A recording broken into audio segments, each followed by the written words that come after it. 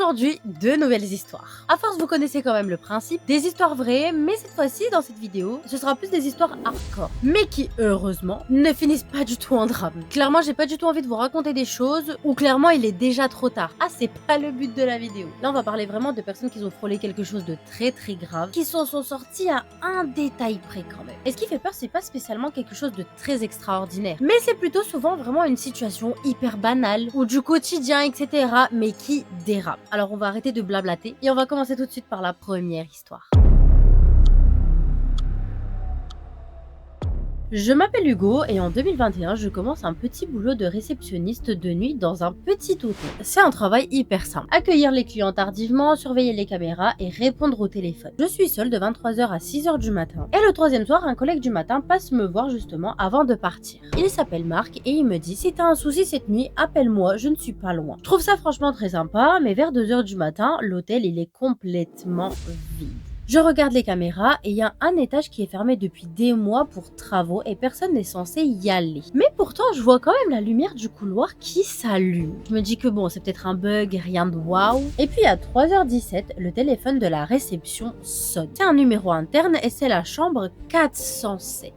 Je décroche, personne ne parle et ça raccroche tout de suite. Je vérifie le logiciel et il n'y a aucune chambre qui est occupée au 4e étage. J'appelle Marc puisqu'il m'a dit que si j'avais un problème, je pouvais l'appeler et il me dit que c'est sûrement un problème électrique et que ça arrive. Bref, je reprends mon boulot tranquillement, je re-regarde les caméras et cette fois-ci, je vois que la caméra du 4e, elle est coupée, alors que toutes les autres fonctionnent derrière. Et là, franchement, je trouve ça quand même assez bizarre. Donc, je prends la décision de directement monter au 4e étage. Le couloir, il est allumé et la porte de la 407 est entrouverte. Et là, je vois qui dans le couloir?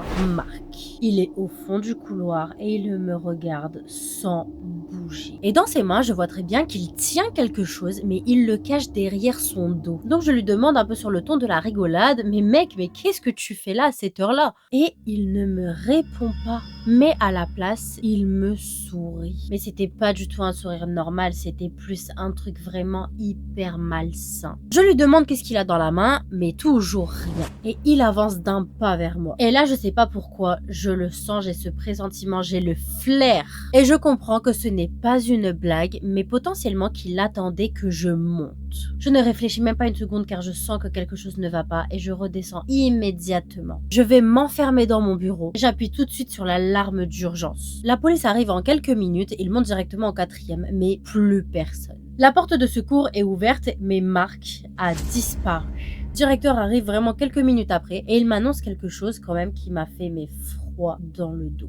Marc ne travaille plus ici depuis plus d'un mois maintenant car je l'ai licencié. Il n'a plus le droit de rentrer et il avait été justement signalé pour comportement instable avec beaucoup de clients et aussi complètement violent envers les autres collaborateurs car il avait déjà agressé une autre salariée. Tous les accès ont été changés après son départ, sauf un badge qu'ils n'ont jamais récupéré et bizarrement c'était celui de Marc. Malheureusement il n'a jamais été retrouvé, mais quand je repense directement à son sourire quand je l'ai vu, je comprends qu'il n'était pas du tout là par hasard. Bref, en tout cas, Hugo, il faut savoir qu'il n'a plus jamais retravaillé de nuit depuis ce soir-là. Et maintenant, clairement, je crois que je vais commencer à checker vraiment tous les faits et gestes de chaque collaborateur. Car clairement, on ne sait jamais sur qui on peut tomber. Mais bref, en tout cas, merci beaucoup pour ton histoire et on va directement passer à la deuxième. Je m'appelle Manon et il y a 3 ans, je cherchais une colocation pour quitter mes parents. Je tombe sur l'annonce d'une fille, Clara, 24 ans. On visite l'appartement, ça se passe vraiment très bien, rien d'alarmant au début. L'appartement est vraiment très correct, un petit peu vide mais franchement ça va, mais du coup j'emménage. La première semaine tout est absolument normal, Clara est plutôt discrète, un petit peu froide aussi peut-être, mais je ne me pose pas plus de questions que ça parce que bon c'est le début, je me dis qu'il faut quand même le temps que ça se passe. Petit à petit en revanche, je remarque qu'elle me pose quand même beaucoup de questions. À quelle heure je pars? À quelle heure aussi je rentre? Si je dors profondément ou si j'ai plutôt le sommeil léger? Sur le moment je me dis que c'est juste vraiment par curiosité mal placée, mais puis un soir je rentre beaucoup plus tôt que prévu et je vois que la porte de ma chambre est légèrement entrouverte.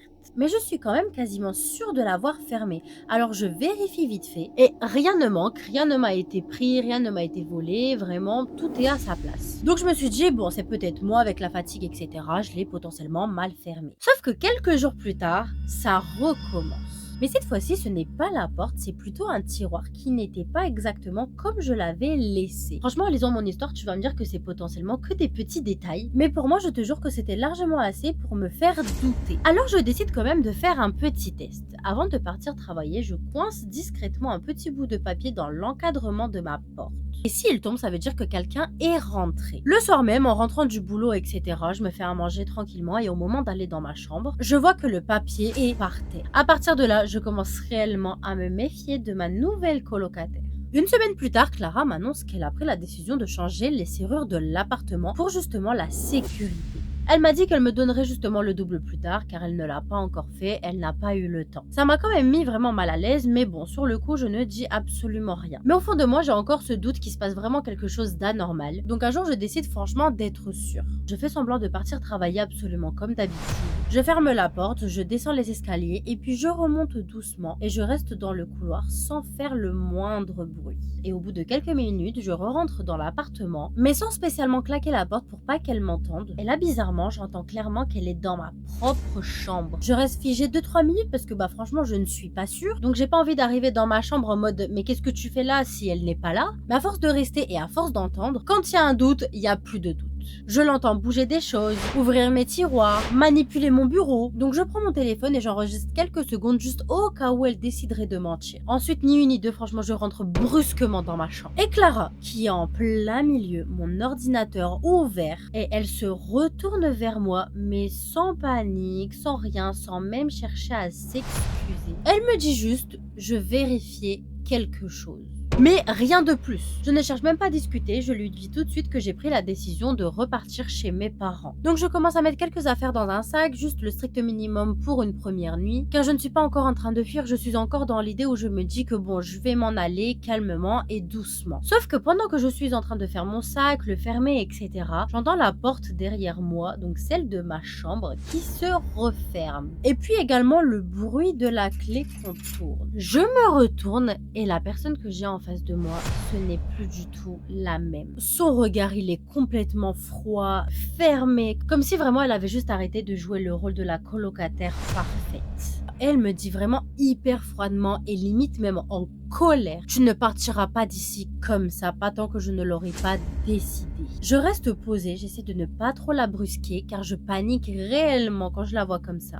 Mais au lieu de reculer, elle se rapproche de moi. Et d'un seul coup, elle me prend et elle me pousse contre le mur. C'était pas spécialement fort, mais c'était assez pour me faire comprendre que ce n'était plus du tout une discussion qu'on avait là. Elle tente d'attraper mon téléphone, on se bouscule. Et d'un seul coup, elle attrape le premier objet qu'elle trouve et elle me frappe avec. Ce n'est pas un coup énorme, mais ça me coupe le souffle et je tombe au sol. À partir du moment où je tombe au sol, je suis désolée, mais c'est un coup quand même assez fort. À ce moment-là, je comprends très vite que ça aurait pu aller beaucoup plus loin. Je me relève comme je peux, je me précipite tout de suite vers la fenêtre que j'ouvre en grand et je hurle en fait à l'extérieur pour que quelqu'un m'entende. En faisant ça, je l'ai clairement fait paniquer. Elle me regarde juste 2 secondes et puis elle déverrouille la porte et sort de la chambre. À ce moment-là, je ne réfléchis même plus. Je prends mon sac et je quitte l'appartement.